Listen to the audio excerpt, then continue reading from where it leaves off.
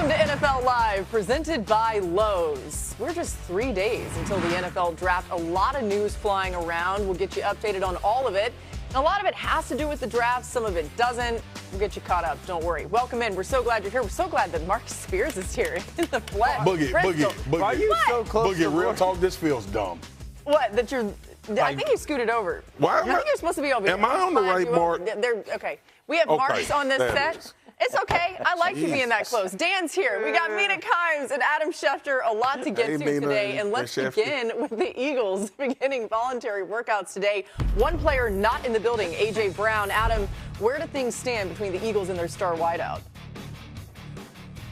Laura, my understanding is that a trade to New England is the most likely scenario and likely to happen on or after June 1st. You're not going to see an A.J. Brown trade this week during the draft. The financial salary cap implications would be too severe for the Philadelphia Eagles to carry. But once that passes, and once they can spread out his cap charges, which occur on June 1st, that is when a trade is likely to happen. The two sides have had discussions. They're going to have more discussions. There's no commitment or agreement in place, but it sounds like there is a real understanding that that is the most likely scenario, that A.J. Brown will wind up with the New England Patriots once we get to the month of June. All right, so we'll keep an eye on that for sure. There's a lot of news coming through. I hear Adam's phone going off. That can only mean good things for all of us here as NFL fans.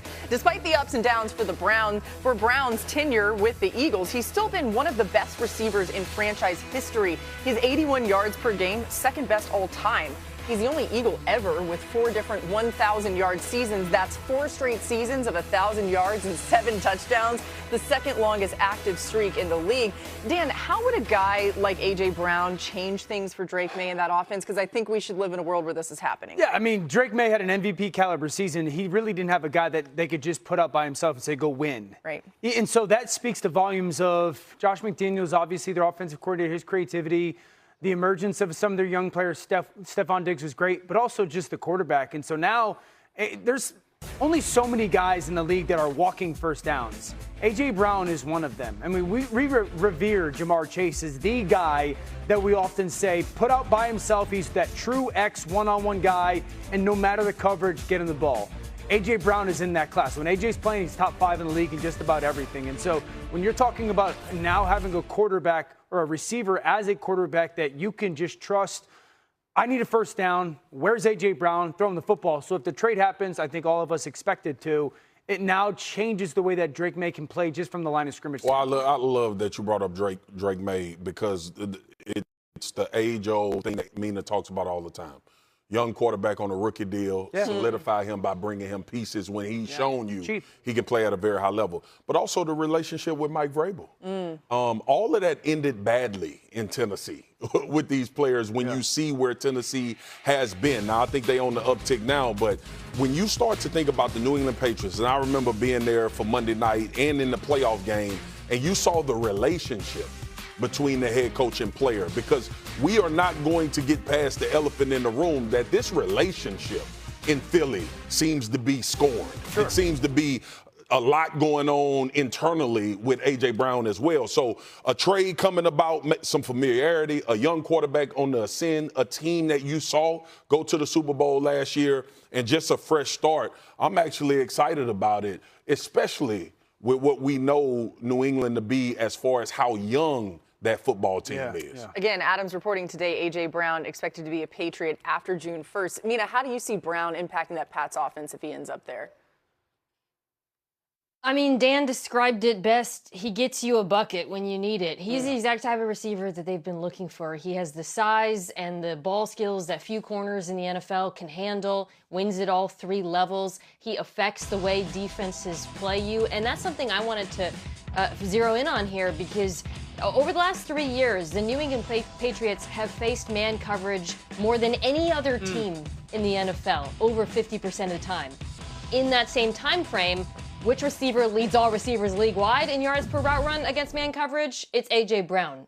Now, that means they're going to face less of it. They're going to face more too high, which should open up things for everyone else. The run game for some of those other receivers who can work underneath. There'll be a trickle-down effect just by having him on the field. So for New England, I think this made a ton of sense, especially because while they have a young quarterback, they are on a playoff timeline. They're just in the Super Bowl, so this is the kind of player that you want to add. Yeah, think about the roles, too. I mean, you're going to have two just big-bodied starting receivers, Kayshon Boutte and A.J. Brown on the outside. Dobbs is plenty capable of working on the inside. You've got Pop Douglas still. You've got a burner and Kyle Williams. Don't forget Mac Hollins. And so this went from, at this point last year, like a significant weakness in their football team to now you have so many, and for Josh McDaniels, who's a mad scientist with just creating matchups off roles, you have so many different guys that can fill and kind of thrive in so many different roles with their physical kind of abilities. It's a big deal. Mina, this makes me think about Thursday. I mean, 3 days away from the draft. How do you see the Browns situation impacting Philly's decisions on draft night? I think they're going to have to take a receiver. The question is when. You know, Philadelphia does love to address the trenches, and they might do that in the first round. But I got to say, I would consider Denzel Boston the Washington wide receiver if I were them. Not just because, yes, he has a skill set that does have some similarities to A.J. Brown's game in terms of the size, the frame, the contested catch ability, but I also think Jalen Hurts, because of his proclivities as a quarterback, needs that type of receiver. Even though I think Devontae Smith can take on more volume and he's so talented, you do want a guy who can win on the perimeter, win those goal balls downfield. So I would love Boston's fit in this offense if A.J. Brown was gone. I like it. I think Boston's got kind of lost in some of the receiver conversation, and he shouldn't be. The Eagles, by the way, they have 8 picks overall in this year's draft, 6 in the first 4 rounds. So a lot. I know. Howie. Okay, back to the blockbuster trade of the weekend that changed the trajectory of the draft. Dexter Lawrence is a Bengal now, and the Giants have the 5th and 10th pick in the first round on Thursday. The Bengals, as you see here, the footage, look at the big fella introducing their new D tackle earlier today. Here's what he had to say. The saying kept coming to me, you know, you got to be uncomfortable to get comfortable.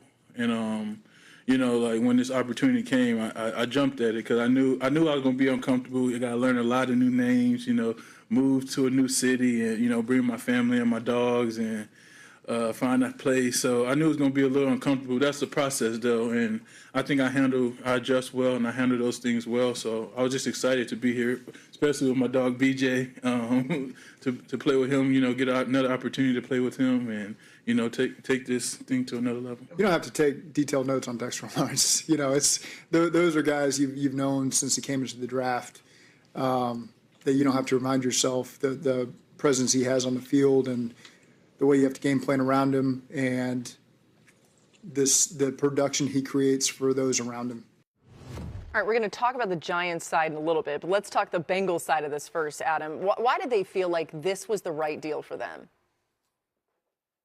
Well, Laura, I think there are a couple of things to keep in mind here. Number one, I think that they have to make an effort for this team to win as soon as possible to prevent any speculation in the future about Joe Burrow's future in Cincinnati. If this team continues to struggle, there will continue to be questions about whether or not Joe Burrow would want to be there in the long term. And so the Bengals felt like to go out and get a player like Dexter Lawrence, who has been double-teamed consistently, who's been a top defensive tackle in the league despite his down year last year. They felt like they were getting a player that would be better than any player they could get in the draft at number 10. And as they assessed the board, they felt like this was a no-brainer. And even if the defensive players fall off the board, it just reinforces the notion. So the Bengals were willing to do something that this organization never has done, and that's trade a top 10 pick in the first round for a veteran player. Never happened in Bengals franchise history, but they know what he can do for that defense. They know how important this year is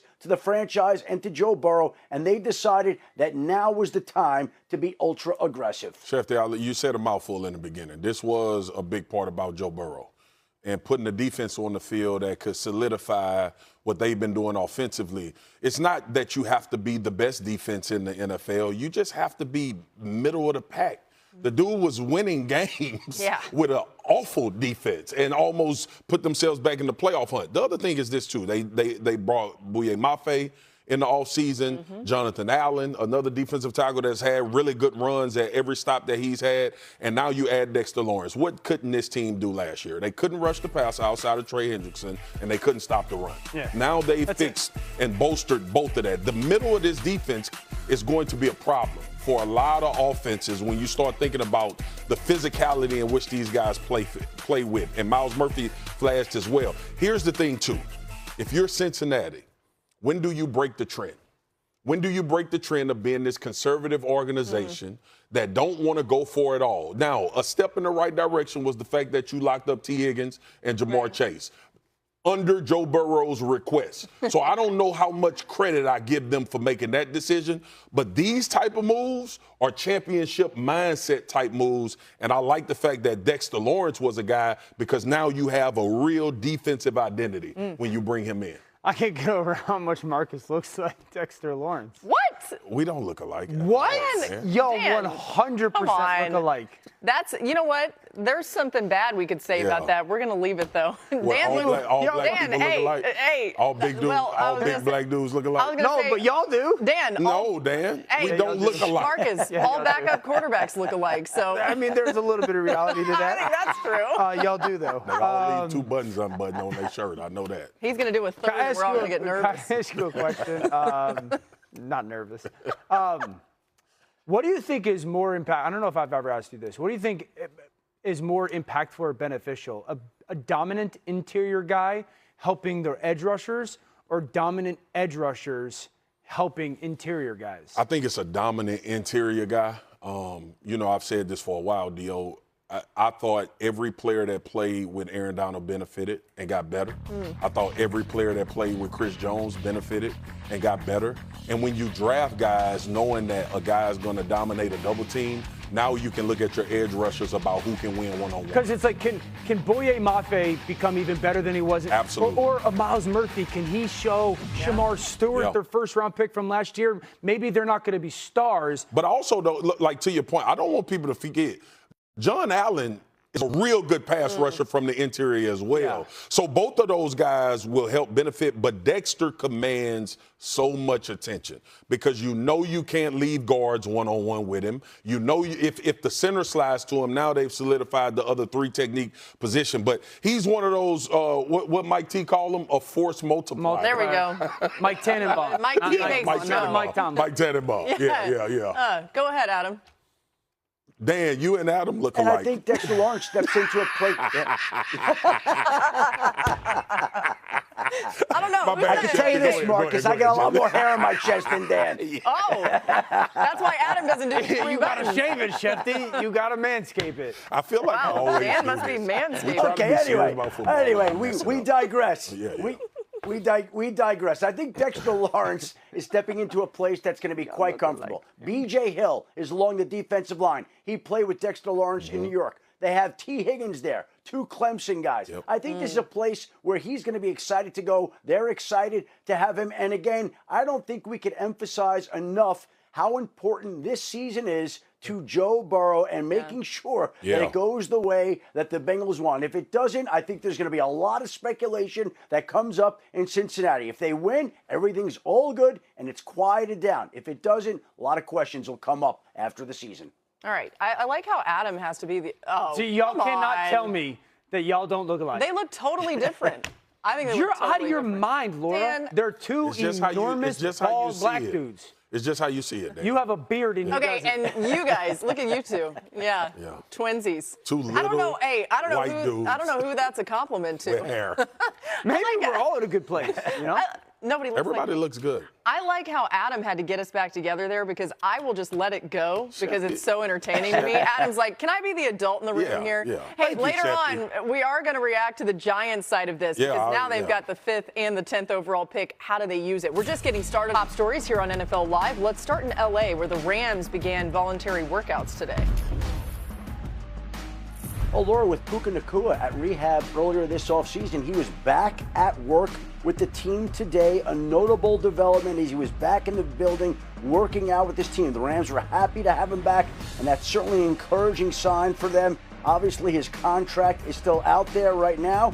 We'll see what happens with that, but he's back with the team for now, and that's what matters. Meanwhile, the Colts, who signed Alec Pierce to that mammoth deal during the offseason, have lost him for the remainder of the offseason. Alec Pierce underwent ankle surgery. He'll miss the offseason program. The surgery was addressed to help him with a nagging injury that he played through last season that was bothering him. The Colts are hoping now he's ready for training camp and it won't be a long-term issue right now. And today, the Dallas Cowboys kicker Brandon Aubrey became the highest paid kicker in NFL history, a 4-year, $28 million extension that included $20 million guaranteed. He was a restricted free agent. The deadline to sign him to an offer sheet from another team expired Friday. He had to be in Dallas, and he gets done that big deal. Another big deal that got done today. Trent Williams and the 49ers reaching agreement on a 2-year, $50 million deal that includes $37 million guaranteed. The deal essentially has been agreed to for a couple of weeks.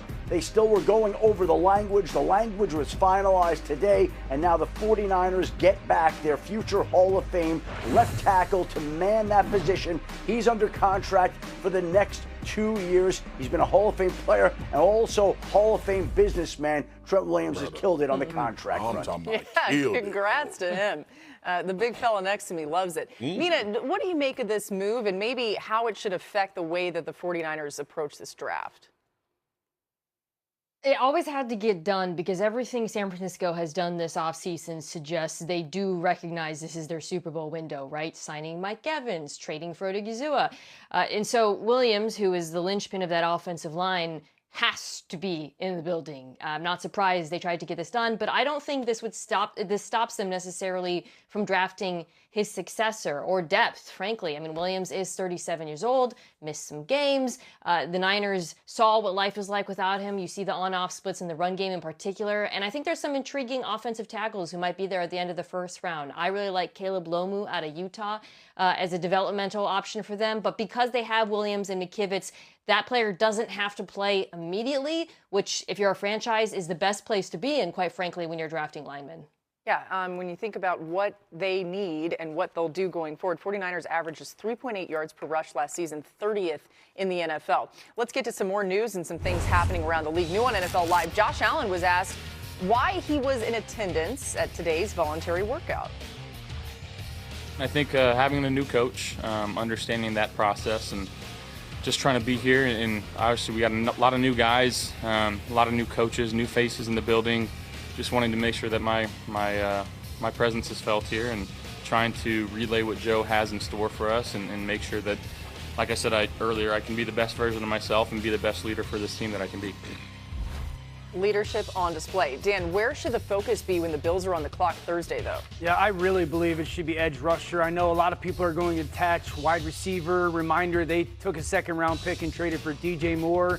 Keldrick Falk out of Auburn is a nice player. Could somehow Akeem Mesidor from Miami fall to them. I just think with where they are as a football team, and I think the way that they're stylistically built to play offense, they don't necessarily need another wide receiver.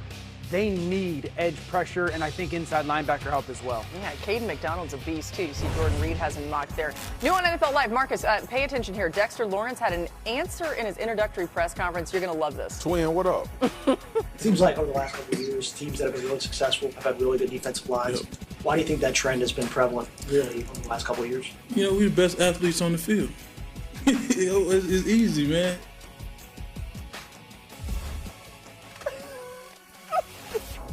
Why do you think BMB started? Hey! To continue to prove that point.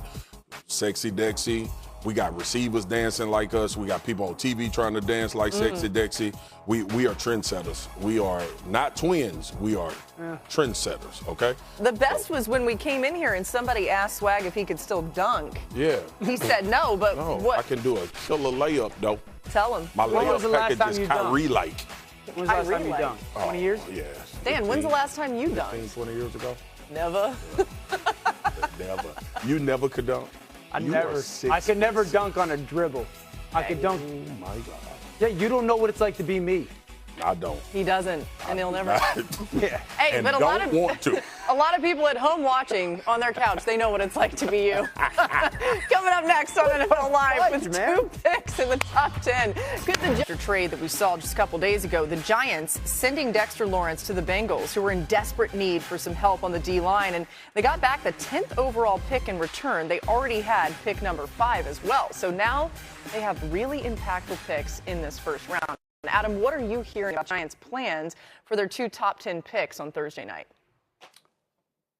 Well, Laura, new Giants head coach John Harbaugh is in uncharted territory. During his 18 years in Baltimore, he had 1 top 10 pick, and before he coaches his first game for the New York Giants, he'll have 2 top 10 picks. There are a lot of ways the Giants can go with these picks, and a lot will depend on how the first 4 picks Thursday night shake out. We don't know exactly whether there'll be 2 pass rushers that go before the Giants or one of them surprisingly will fall to them, which is certainly a possibility here if the Arizona Cardinals can't trade out at number 3 and if they go ahead and take Jeremiah Love at that spot, which is in consideration. The Titans will come up next. If they opted against a pass rusher, which is certainly in play here, then one of those pass rushers could be there for the Giants. As it is, I think a lot of people feel like they could come away with one of these Ohio State defensive players, Sonny Styles or Caleb Downs. They also have an obvious admiration and respect for Jordan Tyson. They were at his pro workday on Friday, impressed with him,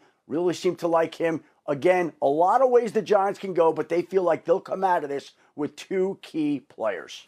All right, keep an eye on that. The Jordan Tyson play is really interesting. A lot of people talked about his talent. I think Dan tweeted out as soon as the trade happened, Jordan Tyson, you are a Giant. So I don't know what Dan knows. Maybe he knows more than us. Jordan Reed, by the way, putting out an updated mock draft today that includes this trade. The Giants have 3 picks in the top 40 now. Jordan has New York taking Sonny Styles at 5 and his Buckeye teammate Caleb Downs at 10. That would be an impressive haul from some great defensive players. Dan Orlovsky hopped into the virtual world to break down the Ohio State safety. Okay, Dan. You good at it. Caleb Downs won the Jim Thorpe Award as the nation's best defensive back last season, and he's a true Swiss Army knife. He can play 10 of the 11 defensive positions and lined up literally all over the field at Ohio State in the last 2 seasons, spending time at safety, both corner positions, off-ball linebacker, and yes, edge rusher. Downs has rare football instincts and can impact the game in multiple ways. He's one of 3 players with multiple interceptions and at least 60 tackles in each of the last 3 years. And he had 253 total tackles in his college career. Downs finds the football at a different pace, which makes him impossible to throw against. He didn't allow a single touchdown in 823 coverage snaps at Ohio State, adding 4 interceptions and 9 PBUs in the last 2 seasons. Downs can simply do it all on defense, and we'll hear his name early in round 1. Tell him, Dan. By the way, you can't play all those positions and not be incredible. That's one thing you're good at. You have to be incredibly smart to be able to do what he does. I think the football intelligence is a key piece of him, too. Well, we got I wasn't talking about you. I don't want to go that far. Mina, does Caleb Downs make sense in New York to you? Yeah, I mean, Caleb Downs makes sense most places, quite frankly. But when you look at the spine of this Giants defense, it's such a glaring need, both linebacker and safety. And the idea of potentially getting Styles and Downs to fill those needs would turn a real weakness on the roster into a strength if the draft were to somehow shake out that way for them. Both highly cerebral players. I mean, when you watch Downs, he's just constantly communicating on the field, both pre and post-snap. And it would address really what was the Giants' biggest problem last year, which was their abysmal run defense, 32nd league-wide in DVOA. When you watch Caleb and Styles, to me, they're the 2 best tacklers at their positions in the draft. So I would be pretty thrilled, especially, thinking about this team from a timeline perspective.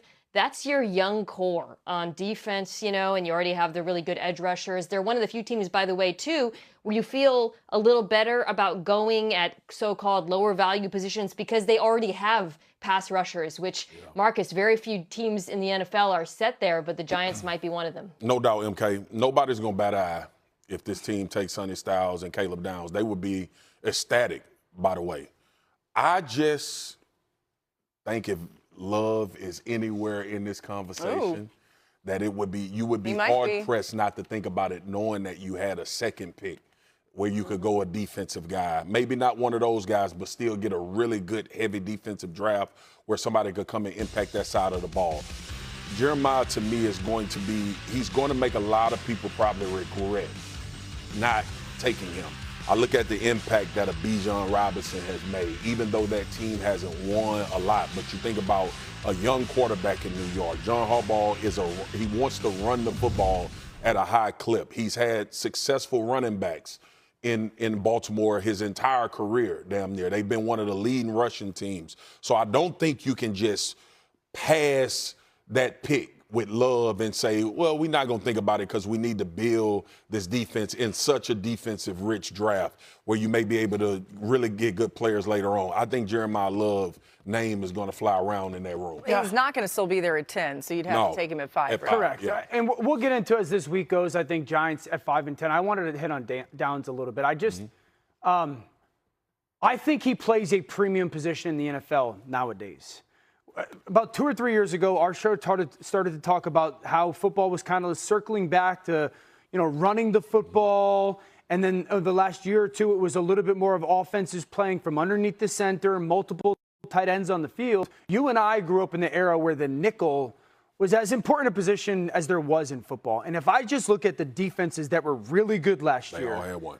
Nicky Manwari in Seattle changed it. Cooper DeJean in Philly changed it. Derwin James in L.A. impacted it. Jalen Petrie in Houston changed it. McMillan in Denver. I just think he may not be your every down safety. Yeah.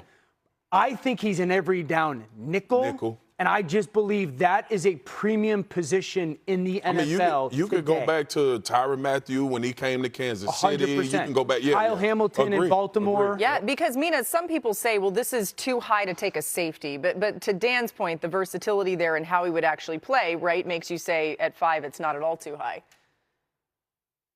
I think it also has to do with the alternatives because, if you don't take it, if there's a premium edge rusher, you take the edge rusher over the safety if you had a real need at corner because of the financial aspects, but that's just not the case, right, potentially for New York. The player he reminds me of, we're going to talk about this later in the week, is Brian Branch, actually. Totally. Who fell way too far for Detroit in terms of how I would use him, his potential as a blitzer as well, but the fact that you could have him closer to the box. He's so good against the run, but also has the ability to cover tight ends and backs. And I do think Branch's versatility, when you look at his snaps, it looks pretty similar to what Dan showed at the beginning of this when talking about Caleb Downs and how he was utilized at Ohio State. And you got to deal with Dallas and Philly. So I get it. And you got to deal with tight ends. Yeah. You got to deal with tight ends in every down. Good numbers. By the way, speaking of Cowboys, we haven't talked about them all show, but we're doing it next. Yay! Fun. Steelers GM, by the way, Omar Khan, on where things stand with Aaron Rodgers right now. On Aaron, I know you guys are going to ask me on Aaron. We've had some great communication with Aaron, and nothing's changed, but it's all been positive and good. And I said this to you guys in March when we met. He knows how we feel about him, and we know how he feels about us. All right, so it's going to happen right at some point, but does the uncertainty with Rodgers change the way that Pittsburgh goes about the draft this week? No, I don't think Aaron's decision should impact what the Steelers do in the draft. I do believe the Steelers should be in the quarterback conversation in this draft. I also believe that Aaron Rodgers is going to be their starting quarterback. At some point, we have to get younger at the position and take a shot at a younger player and see if they could potentially be the future. Now, this is also a team that was slow last year. And so if you're the Pittsburgh Steelers and you don't like Ty Simpson, the young man out of Alabama, then go get more athletic at the safety position. Improve the interior offense of your offensive line. But I don't think Rodgers' decision should determine whether they take a quarterback in any round, let alone in the first round. Yeah, everything that you read about the way they'll approach this is just best player available right there for them, which makes sense in the first round. Which seems like they do every year, right? Yeah, it's part of their tradition. Let's go on trend now. Take a look at some of the notable storylines across the league. Let's start with the Cowboys. Dallas's defense was dreadful. Only way but up, baby. Woo! It can only go up from here. Ranking last in points per game, second worst in yards per play. The Cowboys struggled to stop the run and the pass. Their defense, the pass defense, couldn't get off the field on third downs. Marcus, how did the Cowboys reverse that trend Thursday night? Yeah, look, Dallas has had actually a phenomenal track record in drafting corners. They identify them. They do a really good job. Will McClay and his staff, they draft really well in Dallas. I think these two guys are obviously the leaders in the clubhouse. Mansoor Delane, who Dallas has liked, cornerbacks, to go back to Mo Claiborne from LSU, played well for them. And you think about McCoy, had not been for the ACL, people talk about him potentially being the #1 corner in this draft. We know Diggs left this team. They got traded him. They locked up. They locked up some guys, brought some guys in free agency. But I still think you want that stalwart #1 that they've been searching for a while since Diggs suffered all those injuries. All right, let's stay on trend here, taking us to the Emerald City, home of the champs. Seattle lost Super Bowl MVP Kenneth Walker to the Chiefs, and Zach Charbonnet tore his ACL just a few months ago. So the rest of the running back room unproven, which begs the question, Mina, is running back the right choice for the champs at 32?